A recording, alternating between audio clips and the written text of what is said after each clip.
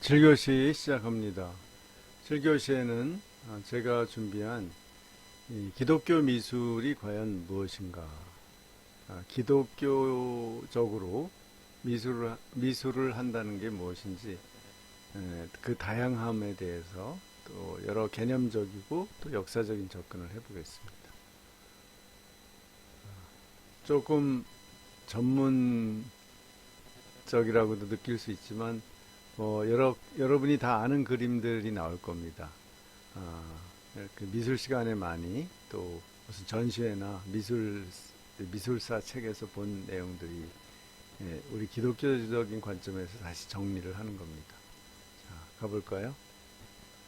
우선 기독교 미술을 정의할 때 두 가지로 저는 정의를 나눕니다. 첫째가 좁은 정의예요. 이거는 다른 게 아니라 기독교 미술은 기독교 신앙을 가지고 해야 된다라는 거죠. 대부분의 이 기독교 미학자들이나 미술사가들은 이렇게 정의를 합니다. 기독교 신앙이 전제되어야만 한다고요. 첫째, 헬랜드 보시그레이브라는 영국 그 미술사가가 이렇게 얘기합니다. 기독교 신앙의 더 깊은 이해를 위해 시각적 수단으로 미술과의 내면적 확신을 표현하는 활동이다.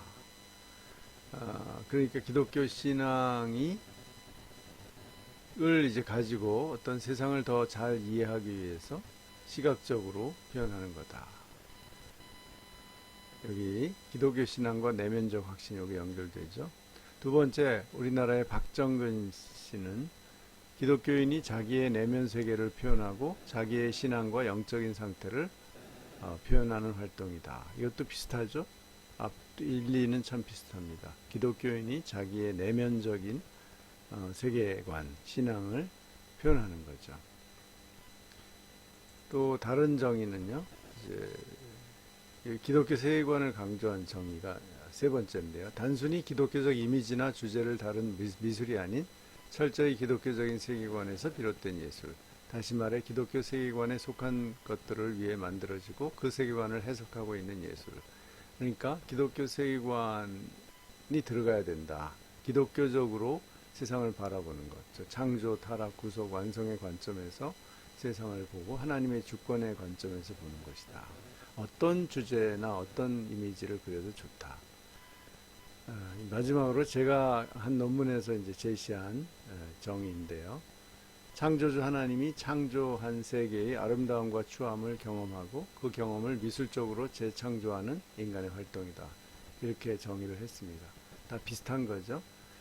어떤 주제든지 이제 하나님의 창조를 인정하고 그 창조에서 이제 아름다움과 추함이라는 양면적인 그런 어떤 기준에 다 망라하는 그 모든 영역을 미술적으로 표현하는 이걸 이제 재창조라고 했어요.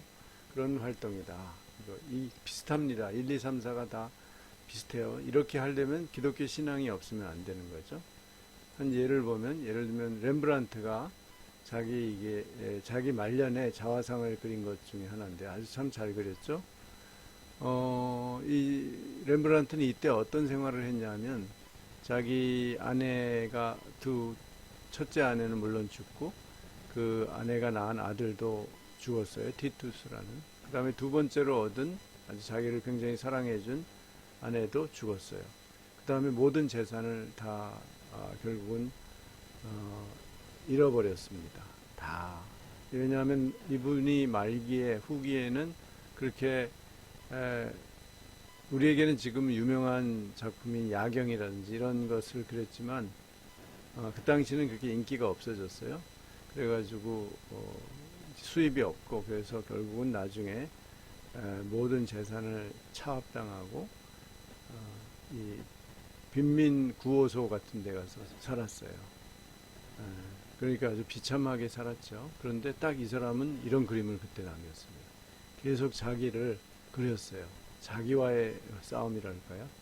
내가 과연 누구인가? 내 삶의 의미는 무엇인가를 신앙적으로.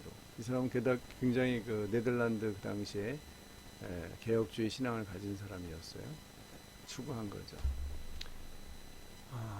이런 거는 우리 기독교 예술이라고 합니다. 바로 앞에 기독교 신앙을 가지고 진지하게 자기 내면 세계를 표현한 거죠. 두 번째로 좀 더 넓은 정의가 가능해요. 기독교 미술에는. 이것은 비기독교인이 그렸어요. 그래도 기독교와 신앙을 표현한 건 아니지만 기독교와 관계 있는 이미지를 표현하면 다 기독교의 미술에 넣자라는 거죠. 예를 들면 여기 고갱이라는 유명한 후기 인상파 화가 있죠. 고호. 고호는 크리스찬이었어요. 비록 자살은 했지만 그러나 고갱은 신앙을 버린 사람입니다. 이 사람은 벨기에 사람인데 카톨릭 신앙을 가졌다가 버렸죠. 일찍이. 그리고 그런데도 이 그리스도를 이 주제로 한 많은 그림을 그렸는데 십자가상도 그리고 이거는 이 동산에서 예수님이 이렇게 잡혀가시기 전에 고뇌하는 모습인데 이제 재밌는 것은 이 사람이 그린 예수의 얼굴은 자기 얼굴이에요. 그러니까 이게 이제 뭔가 자기를 예수와 동일시한다고 할까 약간 미친 거죠. 그런데 이제 이 사람에게는 그리스도가 무슨 하나님이 아니에요. 이 사람은 그걸 믿을 수가 없었어요. 그래서 결국은 어떤 나와 같은 인간이다라는 거죠. 그게 이제 고갱의 신앙이었고요. 그렇지만 이것은 성화죠. 성경에 나오는 장면을 묘사했으니까 기독교 미술이라고 할 수 있어요. 또 스페인의 초현실주의 화가인 살바도르 달리가 있죠. 유명한 달리. 성모 마리아라든지 이제 뭐 십자가상을 그렸는데 이 사람도 신앙을 안 가졌어요. 약간 신비주의자죠. 그런데 이 마리아는 자기 부인 얼굴이에요. 또 마리아의 품에 있는 어린 아기 예수를 그렸죠. 초현실주의적으로. 그러니까 이 달리가 이걸 신앙적으로 그리지는 않았지만 신앙을 표현하기 위해서 그린 건 아니에요. 그러나 성경적인 주제가 되죠. 그래서 기독교 미술에 넣을 수 있다. 비기독교인이 그린 것도 넓게 보면 기독교 미술에 넣을 수 있다는 거죠. 자, 그러면 넘어가서 기독교 미술의 여러 종류를 한번 나눠봅시다. 첫째는 성화라는 거예요. 전통적인 아이콘이라는 것, 이콘 또는 아이콘. 이거는 그리스도나 십자가 같은 성경적 주제나 상징을 다뤄요. 예를 들면 흔한 뭐 중세나 르네상스 시기 그림 보면 이런 십자가상이 많죠. 예수 그리스도의 십자가, 고상 이렇게 얘기도 하는데 자주 우리가 예수님의 가장 고난을 처절하게 사실적으로 묘사한 그림이 그리네발트라는 사람이 그린 이 교회 제단화로 그린 거예요. 이젠하임에 있는 교회의 제단화로. 제단화라는 거는 그 가톨릭 교회의 미사를 지내는 제대 뒤에 이렇게 세 폭으로 그리는 그림, 성경의 어떤 주제를 그리는 그림을 말합니다. 이거는 이제 유명한 이제 루벤스, 루벤스가 렘브란트하고 쌍벽을 이루는 그런 북유럽의 르네상스 시기 화가죠. 또는 뭐 바로크 화가죠. 이 사람이 이제 십자가에 달리는 예수 그리스도를 그렸죠. 이런 거 다 성화예요.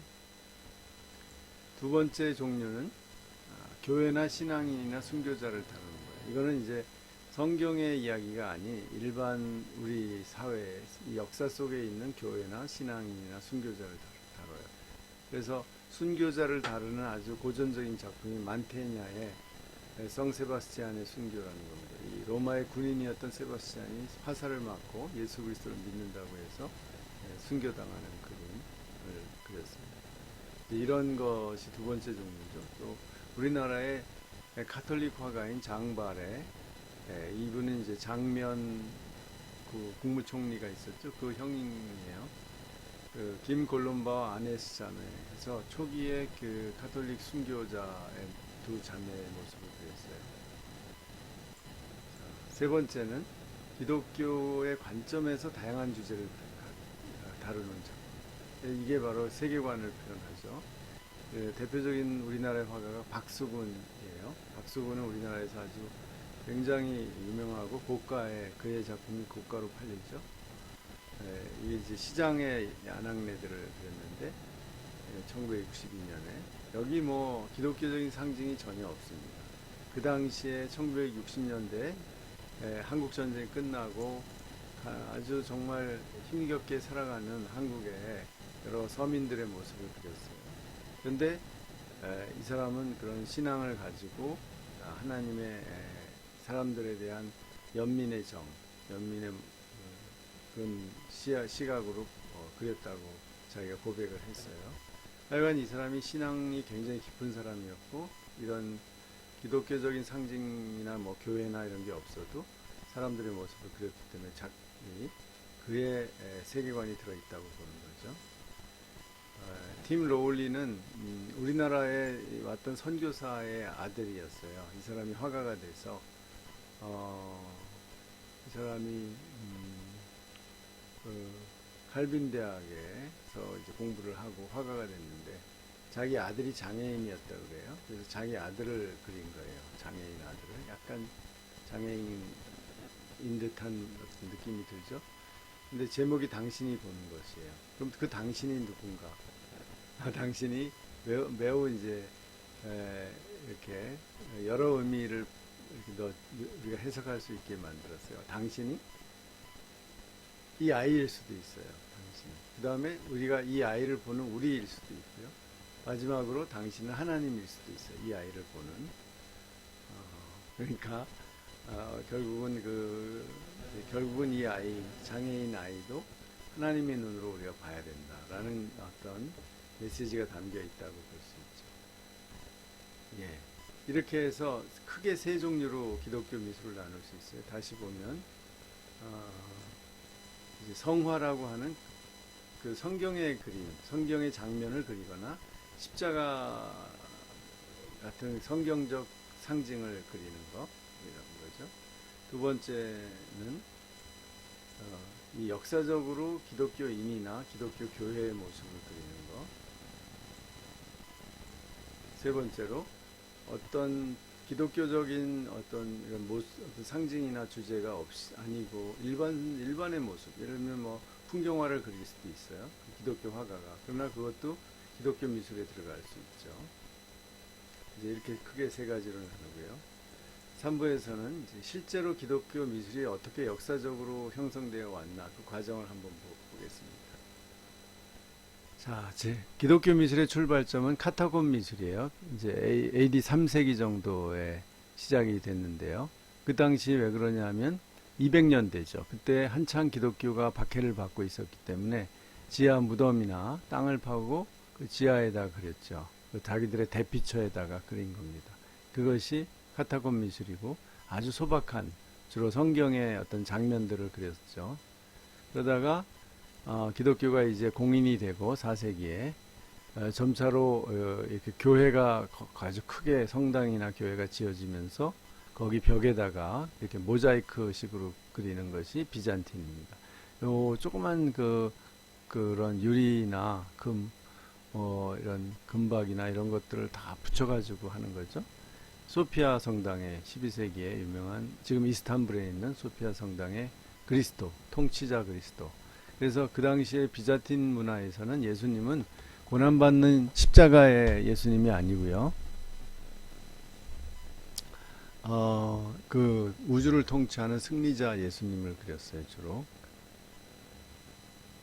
그 당시는 로마 제국을 사실 기독교가 완전히 승리해서 어떤 정신적 지주, 국교로 장악을 했잖아요. 그런 어떤 분위기였기 때문에. 그래서 나중에 십자가상이 등장하는 것은 14세기 이후에 패스트에 의해서 많은 유럽 사람들이 고통을 당하고 죽으면서 그 당시 그들이 이제 십자가에 비참한 예수 그리스도를 더 사모하면서 많이 표현하기 시작했다고 합니다. 이제 그 이후에 이거는 이제 16세기 그런 르네상스가 성숙했을 때 유명한 그림들이죠. 이제 그리스의 고전 예술을 다시 재현했다고 할까요? 자기식으로 완성시킨 미켈란젤로 최후의 심판 그림입니다. 여기 보면 여기 가죽이 있죠. 여기 예수님이고요. 여기 보면은 가죽이 미켈란젤로 자신이에요. 얼굴 모습이. 자기는 완전히 부활해서 최후의 심판 때 자기가 여기는 다 심판해서 의인으로 인정받은 사람인데 자기는 그럴 자격이 없다 해서 겸손하게 가죽만 구원받는 것으로 표현을 했죠. 그게 이제 미켈란젤로의 신앙을 표현하는 겁니다. 그 다음에 르네상스 이후에 매너리즘, 카라바지오가 유명하죠. 의심하는 도마. 해서 이 사람의 특징은 이제는 약간 그 모습들이요 이렇게 아주 이상적인 신체미를 가진 사람들이 아니고 이웃집 할아버지, 농부, 어부 이런 사람들처럼 진짜 이 얼굴에 주름이 쭈글쭈글한 사람으로 그렸어요. 이게 이제 도마죠. 그것이 바로 이제 새로운 그들의 선배들로부터 벗어나서 자기들의 미술을 표현하려고 한 거죠. 그러나 역시 이 사람들이 주로 카톨릭 신앙을 가진 그리스도인들이었죠. 그 다음에 바로크라는 것은 이제 북유럽 르네상스에 의해서 그 이탈리아 르네상스의 그 정신 문화가 북유럽에 가서 네덜란드라든지 독일이라든지 영국에서 꽃을 피웠죠. 그 시대 예술입니다. 17세기 주로. 그래서 네덜란드에서 렘브란트하고 쌍벽을 이뤘던 베르메르의 그림인데 천칭을 든 여인 해서 여기 이제 금문방을 하는 어떤 여주인이 이렇게 천칭을 들고 뭔가 금속의 무게를 재죠. 그런데 이 뒤에 있는 그림이 바로 미켈란젤로의 최후의 심판의 그림이에요. 그러니까 뭘 상징했겠어요, 베르메르가? 바로 이렇게 하나님께서 이 최후의 심판 때 우리의 무게를 재신다. 이런 것을 이렇게 풍류적으로 드러날 듯 안 드러날 듯 표현한 것 같아요. 그 다음에 낭만주의가 또 기독교 미술이 낭만주의적인 양식을 통해서 많이 표현을 했거든요. 이거는 이제 낭만주의의 대표적인 작품이죠. 제리코가 그린. 근데 이 낭만주의는 인간의 아주 감정과 또 잔인하고 추한 모습을 그려요. 그런데 이런 낭만주의적인 표현 방식으로 기독교인들이 많이 그렸는데요. 기독교 회화. 독일의 낭만주의자인 카스파 다비드 프리드리히는 이런 약간 신비적인 낭만주의죠. 그래서 이 자기 화가 이건 자기 자신이고 자기 그러니까 신혼여행을 북해 동해죠. 오스제 독일에 거기에 가서 바다를 바라보는데 이 시선이 배를 향하죠. 이렇게 해서 이 신비한 그 해안에 하얀 돌들이 있는데 그걸 넘어서서 바다를 바라보면서 어떤 자연 속의 신비를 추구하는 거죠. 이런 것도 낭만주의 한 형태입니다. 이 사람도 아주 굉장히 독실한 크리스찬이었어요. 그 낭만주의가 미국에 와서 허드슨 리버 스쿨 19세기에 만들었는데요. 이들은 미국이 하나님이 주신 아름다운 땅이라고 물론 인디안들을 내쫓아내고 자기가 차지했지만 하여간 이 엄청난 미국의 대자연을 보고 하나님과 연결했어요. 이 사람들이 신앙이 있기 때문에. 그래서 와이오밍 윈드산이라는 그림입니다. 아주 신비적으로 그렸죠. 실제로 보시면 윈드산이 이렇게 추운 모습이거든요. 그런데 이렇게 막 황금빛으로 아마 저녁 노을에 노을이 질 때 그린 것 같은데 이렇게 신비하게 그렸습니다. 여기 아까 말한 자연 속에서의 하나님의 신성을 추구하는 그런 낭만주의 카스파 다비드 프리드리 같은 그런 기본적인 관점을 가지고 그린 거죠. 자, 20세기 이제 19세기 말에 20세기 들어오기 전에 후기인상주의가 꼽혔죠. 그 대표적인 사람이 고호죠. 고호. 이 사람이 처음에 광산청에서 전도사로 활동을 할 때 그 광부들의 이 낡은 구두를 그렸죠. 이걸 통해서 그들의 삶의 고단함과 함께 어떤 그들에 대한 애정을 표현하려고 한 거죠. 고호가. 그러다 결국 거기서 그만두게 되고 사역을 이제 나중에 아주 완전히 프랑스로 가서 미술가가 됐죠. 이거는 표현주의라는 건데 표현주의도 낭만주의에서 뿌리를 두고 있어요. 인간의 감정을 강렬한 색깔과 형태의 왜곡을 통해서 표현하는 게 표현주의입니다. 그래서 1910년, 20년대 이 독일을 중심으로 굉장히 많은 젊은 화가들이 참여했죠. 그 중에 이 에밀 놀데라는 사람이요, 이 표현주의 화가인데 이게 성화죠. 예수님의 십자가의 모습을 그린 거죠. 여기 소위 이 군병들, 로마, 또 죄수들. 그래서 예수님의 모습이 무슨 뱀파이어 같이 그렸죠. 아주 마르고 이런 거. 그리고 그 앞에 서 있는 여인들도 굉장히 좀 추하게 그렸죠. 격한 감정을 그리려고 한 거죠. 그리고 이제 조각 20세기에 들어와서 헨리 무어라는 영국의 조각가가 현대 조각의 대표적인 조각을 했는데, 이거는 이제 청동으로 만든 성모와 아이, 이게 이제 성모자상이죠. 그것을 어떤 얼굴이 이렇게 그냥 둥그렇게 표현을 하는 현대 조각의 방식으로 표현을 했죠. 그리고 지난 시간에 언급했던 미국의 아주 대중화된 미술, 대표적인 워너 셀먼이 그리스도의 조상을 1941년에 그렸네요.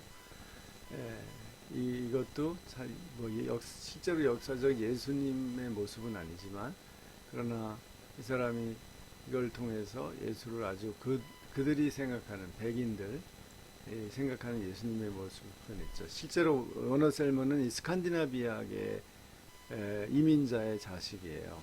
그래서 이제 더 이렇게 백인 금발의 모습으로 표현했는지 모르겠어요. 자, 하나 더 나가서요. 20세기 후반에 포스트 모던 시대의 기독교 미술을 잠깐 봅시다.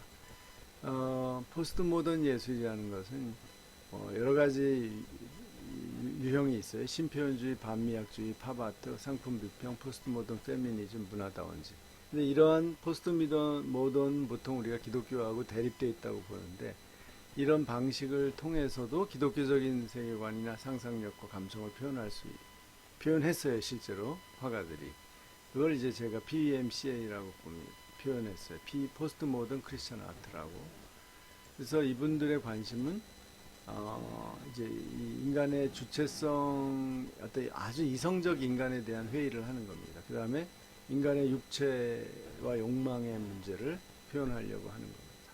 그래서 이제 낭만주의를 끝까지 밀고 나가서 20세기에는 이 포스트 모더니즘은 낭만주의, 표현주의, 더 나가서 이제 신표현주의인데, 추하고 부서지고 소름 끼치며 절망적인 인간에 대한 신앙적 연민과 수용을 보여주면서도 종말론적 희망을 보여주는 거죠. 그런 그림을 우리는 잠시 어떤 선구자로서 이런 렘브란트의 또 자화상, 말기의 자화상 중에 이렇게 이게 참 이상하게 그린 거 있죠. 이게 뭐 굉장히 현대적이죠. 이렇게 사실적으로 그린 게 아닌 무슨 청동상 같이 그린.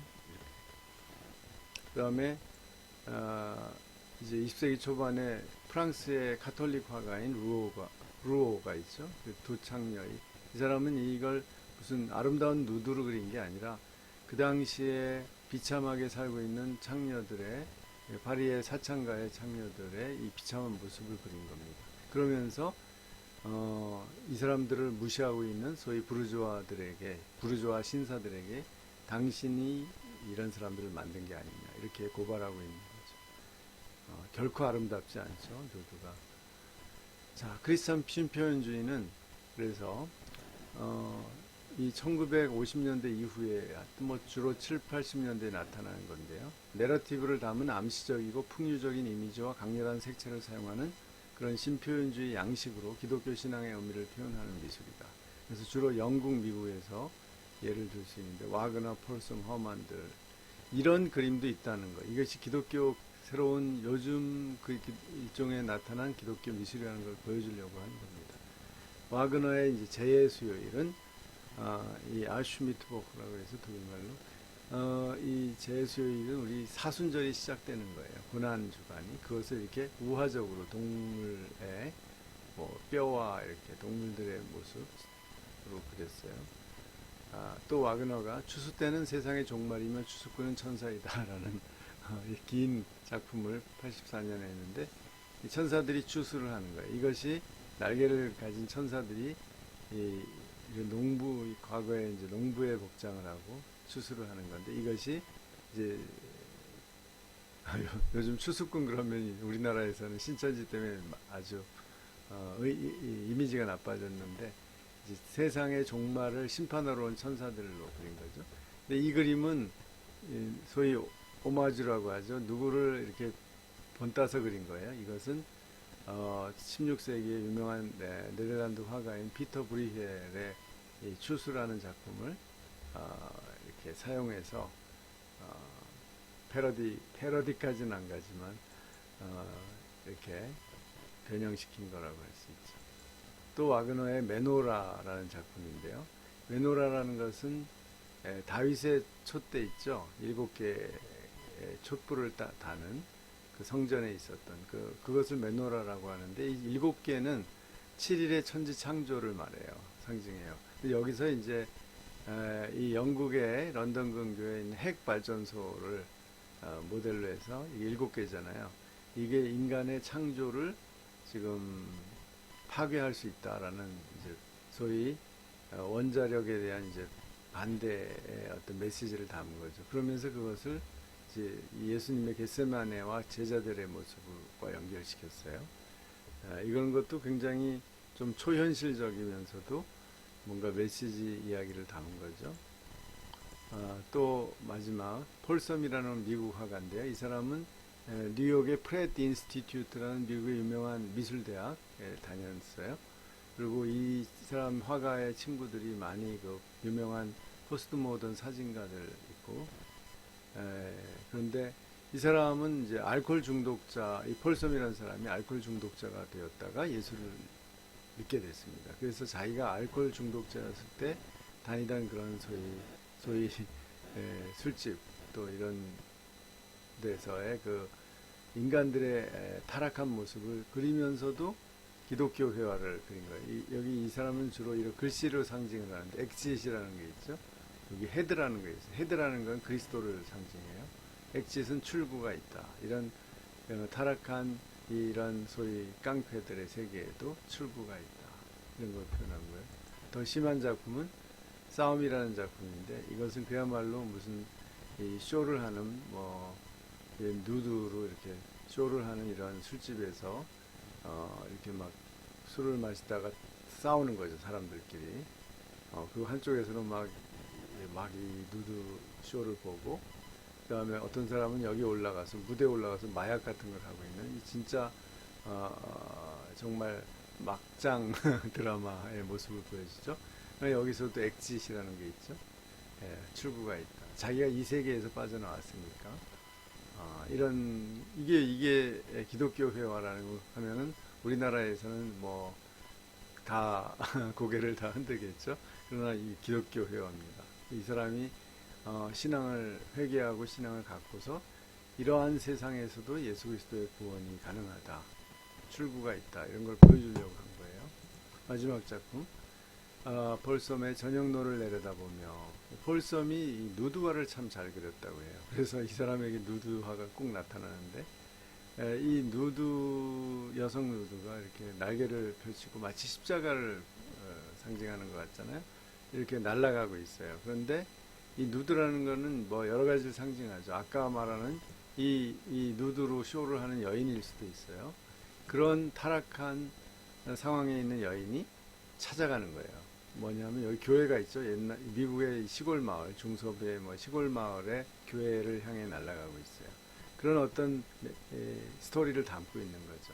그게 뭐냐면 타락한 인간도 지금 교회를 향해서 날아가고 싶은 사람의 그 마음을 표현한 거라고도 할 수 있죠. 아니, 또 한 사람이 있네요. 허만이라는 사람은, 어, 이분은 이제 미국의 그 보스턴에 있는 신학교에서 가르친 분인데, 허만. 이분도 유명합니다. 이 유카리스트라는 것은 성찬식을 말해요. 이 삼면화, 이 제단화의 형식으로 되었어요. 여기 가운데 있는 건 되게 추상화고요. 양옆에 한 피비수를 강조하죠. 이렇게 한 사람이 쓰러져 주고 이렇게 쓰러져 있고 매우 많이 다친 상태에서 한 사람이 그것을 막 이렇게 돌봐주고 있고 한 사람이 그런 어떤 힘들어하는 사람을 어떤 사람이 이제 머리에 어깨에 메고 가는 거죠.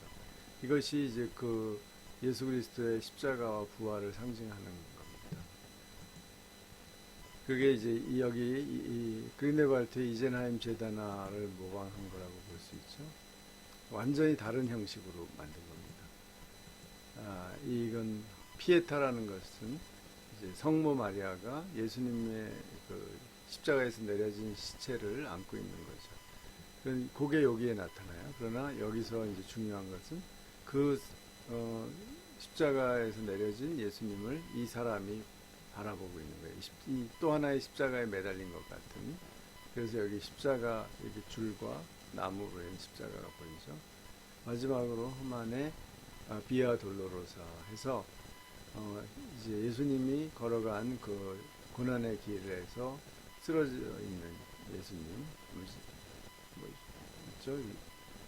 마치 이렇게 머리에 면류관을 메고 옷을 다 벗기고 이제 십자가에 달리기 위해서 있는 모습이죠. 마치 그 이때의 모습은 바보 예수님과 같죠. 무력하고 바보스러운 예수님. 이렇게 하나도 아름답지 않은 모습을 그림으로써 예수님을 표현하는 것. 이런 것이 이제 포스트 모던 스타일의 예술, 기독교 예술이라고 할 수 있습니다. 예, 여기까지입니다. 이거는 그냥 여러분이 이렇게 보시고 이런 기독교 미술이 이렇게 다양성이 있구나. 이 최근까지 심지어 포스트 모던 양식까지도 기독교 미술가들이 수용해서 이런 식으로 새롭게 표현하고 있구나를 이제 이해하시면 되겠습니다. 감사합니다.